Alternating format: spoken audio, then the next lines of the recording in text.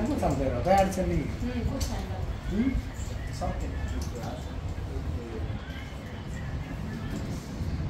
कसं आहे ना सर, पॅनल जोपर्यंत यूज करत नाही ना तोपर्यंत कळत नाही. आणि आपला पॅनलचा जो तुम्ही लुक बघताय ना, बेनक्यू पॅनल आपला पॅनल दिसायला सेम दिसतो. दिसायला सेम. डायग्राम काढून बघू ना. तुम्हाला डायग्राम पण घेता येईल. सांगू आपण चित्र काढायचं. मॅडम लिहिण्यासाठी कसं वाटतोय? सॉफ्ट आहे. सॉफ्ट आहे. तुम्हाला असं वाटतंय का लॅग होतंय का? नाही. काहीच नाही ना. असं जाणवतंय का स्लो टच हो राहिला असं काही जाणवतंय? असं का स्लो जाणवतंय का? स्पीडनेस बरोबर आहे, हो. परफेक्ट आहे एकदम. बघून घ्या. असं वाटतंय का स्लो टच होते? तुम्ही आवाज येतात का? नाही पेन जाड घेतलं. थिकनेस जाड केला आपण, थिकनेस बारीक करू शकतो त्याला. नाही तो नाही, कसं आहे ना, तुम्ही फर्स्टच घ्या. तो थिकनेस खालती बघा दिलेला आहे, हा कमी करा. हां आता लिहा परत, त्याचं थिकनेस कमी होणार.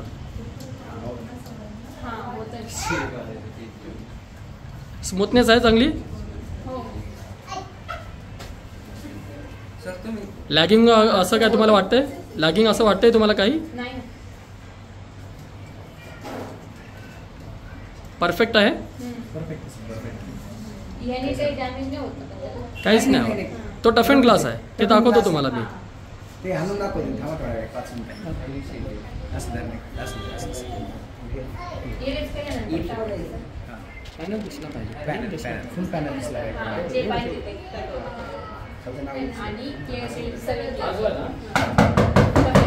टफ अँड ग्लास आहे. बरोबर, हे फिंगर टच आहेत. जसं तुम्ही लिहिणार ना 20 फिंगर टच त्याच्यामुळे याला काही इश्यू नाही आहे. तुम्ही पेन वगैरे सिलेक्ट करा, तुम्ही ब्रश करा. तसं जर थिकनेस जो लिहायचा स्टाईल आहे ना तो चेंज होणार. हां तो चेंज होऊन जाणार त्याच्यामध्ये. त्याचा जर तुम्ही त्याचा थिकनेस वाढत आणखी तर तुम्हाला आणखी जाणवत असेल लिहायचं जे आहे तो. बरोबर,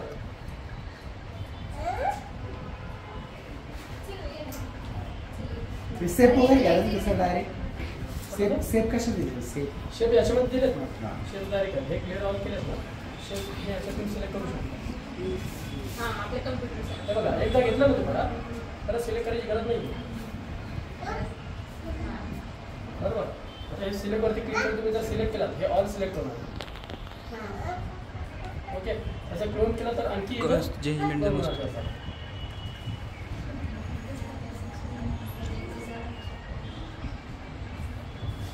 ते स्क्रीन आपल्या स्प्लिटिंगचं कसं आहे? हो ते पण सांगतो. ठीक आहे, फ्लिप करायचं फ्लिपमध्ये करणार नाही कारण की राहून दे मला. ठीक आहे, फील्ड म्हणजे फील कलर जर तुम्हाला करायचं असेल तर त्याचे. आता तो हे अख्खं कशाला झालं कारण की तो बाय डिफॉल्ट सिलेक्ट झालेला आहे. बरोबर, त्याच्यामध्ये तुम्ही बघू शकता. फ्रेम कलर चेंज करायचं तर फ्रेम कलर आपण चेंज करू शकतो. हो हे मॅग्नेट्स आहेत तिथे दिलेले. तुम्हाला जर फ्लिप करायचं असेल पॅनल थोडं दिसतं का? हे पॅनल दिसतं. तू पहिला पॅनल नाही लावलं नाही. बॅक जाण्यासाठी इथं दिलेलं आहे. ठीक आहे, बॅकचा ऑप्शन जसं आपण मोबाईलमध्ये बघतो ना बॅक ऑप्शन, तर इथं दिलेलं आहे.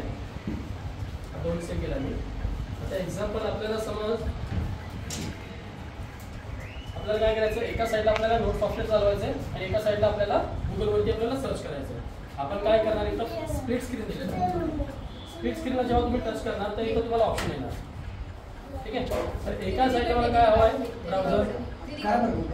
ओके, आणि एका साईडला मला काय पाहिजे, नोट. ओके, एका साईडला नोट पाहिजे, एका साईडला ब्राउझर पाहिजे. तुमचं ॲक्च्युली कनेक्ट करू. वायफाय आहे ना सर? लोक समोर Airtel AR small AR 10-15 number आहे. 10-15. ओके, बरोबर आहे. पासवर्ड बरोबर ना, कनेक्ट.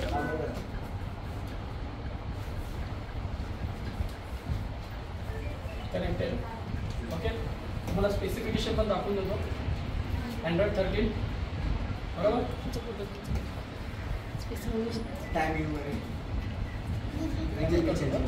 128 GB storage.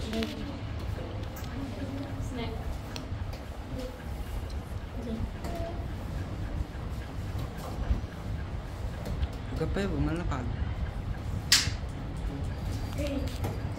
चांगलं शूट करेल का तू चांगली शूटिंग कर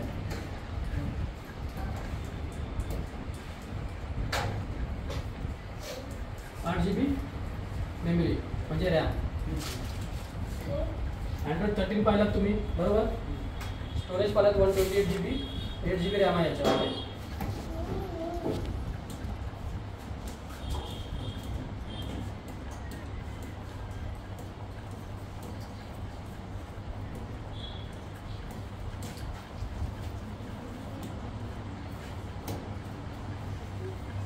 ओके.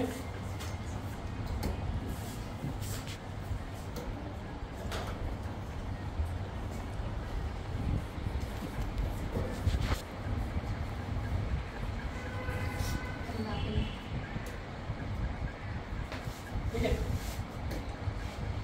डेट टाइम चेंज केला आपण. झालं सेव्ह झालं हो. हां ठीक आहे. हे स्क्रीन कोड काय असेल सर स्क्रीन कोड तुम्ही पेनड्राईव्ह वगैरे जेव्हा लावणार तेव्हा तुमचं पेनड्राईव्ह याच्यात दिसणार फाईल्समध्ये. तर जसं स्टोरेज आहे 128 GBचा, हा क्लाउड ड्राईव्ह आहे. क्लाउडमध्ये जर ऑनलाईन सेव्ह करत असेल पेनड्राईव्ह अटॅच केलं तर तुमचं पेनड्राईव्ह इथं डिस्प्ले दिसेल तुम्हाला. ठीक आहे. आता याच्यामध्ये जसं आपण स्प्लिट स्क्रीन बोलत होतो, स्प्लिट स्क्रीनमध्ये जेव्हा मी क्लिक करतो एका साईडला मला नोट हवा आहे जे मी तुम्हाला सांगितलं आणि सेकंड साईडला मला ब्राउझर पाहिजे बरोबर.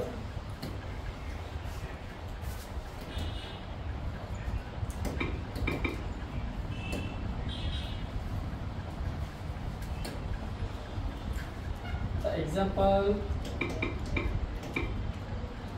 वुमन बॉडी दुसरं काय इमेजेस घेतलं मी. ठीक आहे. इमेजेसमध्ये आपल्याला जो इमेज घ्यायचा असेल आपण त्या इमेजवरती काय करायचं फक्त प्रेस करून ठेवायचं. प्रेस करून ठेवल्यानंतर काय येणार इम्पोर्ट टू नोट. जो इमेज असेल आपला डायरेक्ट त्याच्यावर येणार नोट सॉफ्टवेअरमध्ये. आता हे इमेजचं रिझोल्युशन कमी असल्यामुळे आपल्याला आपण ते एसडी म्हणलं चांगल्या क्वालिटीची हां ते ते करून बघा आपण ते दाखवून केलं ना. हां एसडी करा पुढे एसडी म्हणा एसडी म्हणा इमेजेस एसडी म्हणा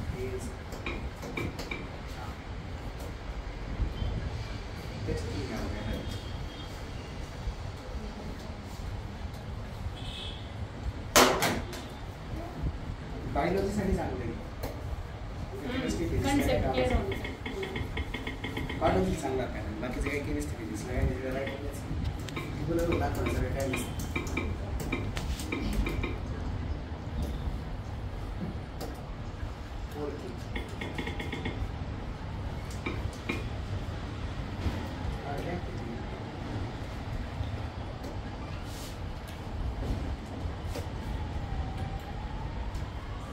ठीक आहे.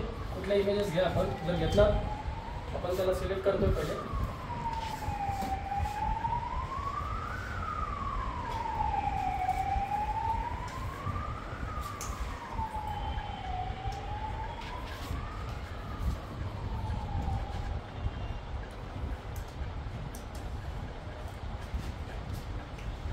साईड होती साईड हां साईड होती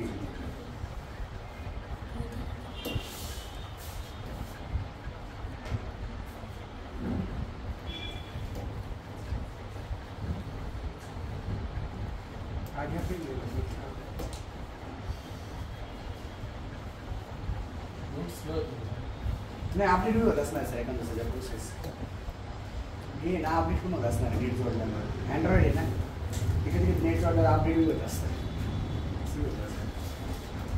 ठीक आहे. आता इमेजेस घ्यायचे इम्पोर्ट टू नोट केलं आपण. इमेज आला इकडं.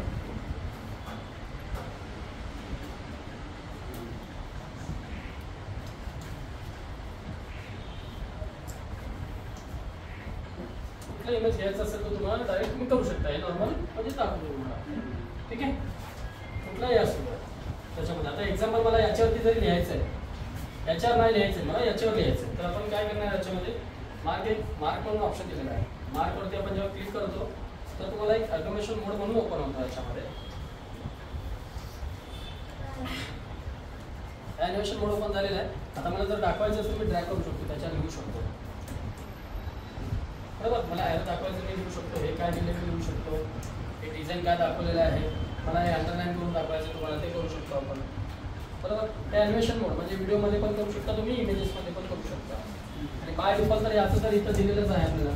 आता जर ॲनिमेशन मोड जर आपण याच्यात पण केलं तर याच्यात पण करू शकतो.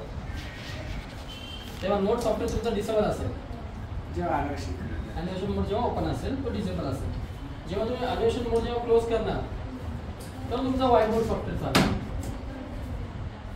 त्यावेळेस ज्यावेळेस तुम्ही ॲनिमेशन मोड क्लोज करणार. हा झाला स्प्लिट स्क्रीनचा पर्याय. ओके.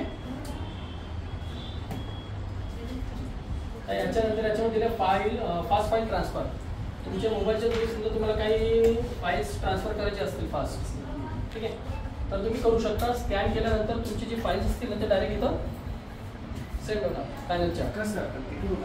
स्कॅन केल्यावर सिस्टम काय हा तेच म्हणतो ना, मोबाईलनी स्कॅन केल्यावर मोबाईलने काय स्कॅन करायचं?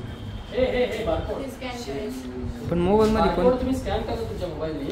तिथे लिंक येतो, क्लिक करायचं. तुमचे जे फाईल्स असतात कसं तुम्हाला जे link पाठवायचे असतात ना ते डायरेक्ट इथे येणार पॅनलवर. 5 मिनिटं लय कटा. बरं. ठीक आहे. हे काय काय हे तुमचं याचं हे हा ते करू शकता ना. WPS ऑफिस त्याच्यामध्ये तुम्हाला ओपन केलं PPT तुम्ही ओपन करू शकता. Free of cost free of cost त्याच्यात इन्स्टॉल केलं जातं. तुमचे जे काही फाईल्स वगैरे असतील ना तुम्ही ओपन करू शकता. अच्छा, म्हणजे आम्ही जर पॅन PPT कमी जास्त करू शकता. अच्छा, आम्ही जर समजा फॉर एक्झाम्पल PPTचा हे लावला म्हणजे पॅटर्न लावला PPTचा की ओपन होणार WPS होणार. हो तुमच्याकडे असं करते आम्ही आता अटॅच करून लगेच दाखवतो तुम्हाला. पुढे पण तू पेन ड्राईव्ह खिशात ठेवायचं. पुढे आठवतो पुढे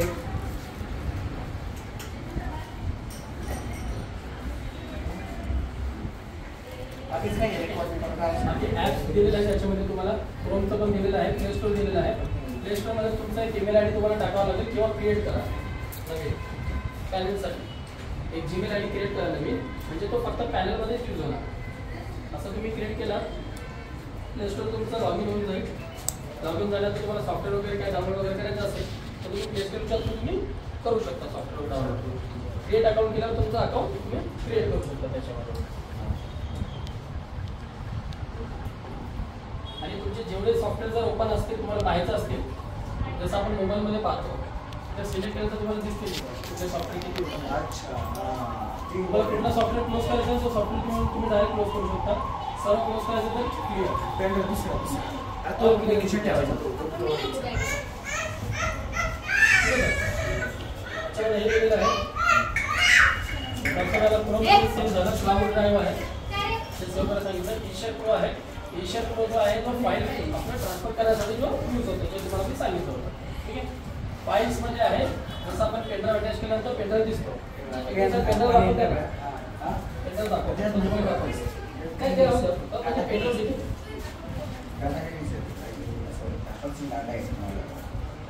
कोण आला?